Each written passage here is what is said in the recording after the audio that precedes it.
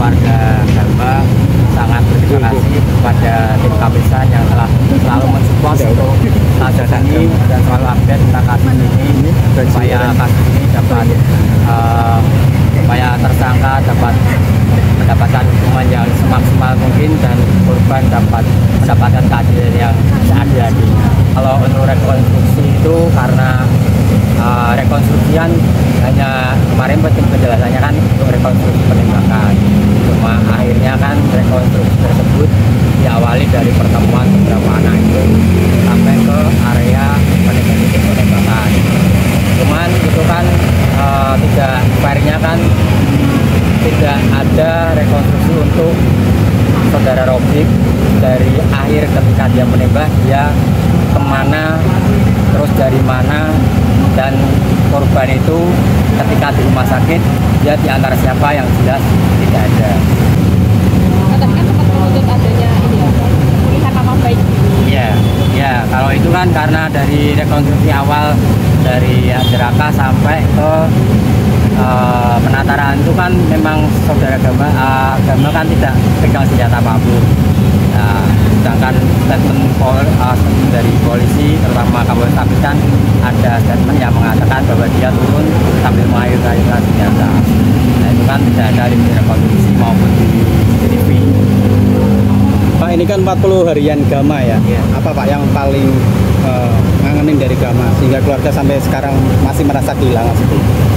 Ya kalau karena kita kan istilahnya Gama kan jarang keluar, biasanya jam segini atau maghrib kan dia sudah ada di rumah. Sedangkan sekarang kan setelah kehilangan satu anggota keluarga kelihatan sepi.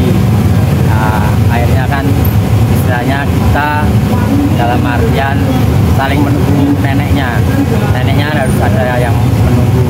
Kalau biasanya nenek ketika sendiri dia tidak takut ataupun tidak menunggu seseorang. Akhirnya kan sekarang kalau kita mau pergi salah anak saya yang satunya mau pergi kan harus ada satu yang sesuai motonya melindungi, datang dong. Ada apa? Aksi kami hari ini kita 40 harian mengenang Gama.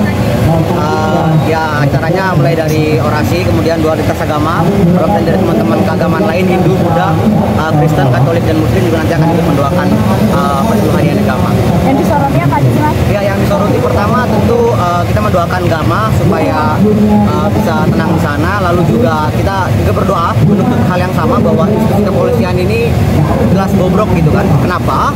Karena di awal kita menuntut beberapa minggu yang lalu pecat Kapolrestabes Semarang, mungkin sekarang udah Kapolrestabes, tapi sampai saat ini dirasa hanya dimutasi gitu kan. Dan cukup sedih buat kami mendengar penyampaian dari Polda Jateng bahwa dia dimutasi bukan karena kasusnya Gama gitu kan. Maka tuntutan yang sama, pecat ex Kapolrestabes Semarang. Dan hal yang paling penting buat kami adalah bukan hanya sekedar Kapolrestabes Semarang ya, bahwa yang bobrok dari institusi ini adalah puncak pimpinannya. Maka kami menuntut juga hal yang sama kepada Bapak Presiden Republik Indonesia, Bapak Prabowo, untuk segera mengganti Kapolri Listio Sigit karena dirasa tidak mumpuni sebagai pimpinan Polri. Kenapa? Karena mulai dari kasusnya Iwan Budi di Semarang, terus juga kasusnya Gama, terus juga kasus-kasus yang cukup banyak. Baru-baru ini kasus India di Kabupaten Semarang yang ditahan sementara di Kapolres Salatiga, lalu juga kasus-kasus di Sumbar, Afif, dan beberapa kasus-kasus lainnya Kanjuruhan. Maka hal yang sama buat kami melihat bahwa Kapolri harus segera diganti agar penegakan hukum sebagaimana mestinya bisa terwujud untuk melindungi nilai-nilai kemanusiaan dan martabat manusia.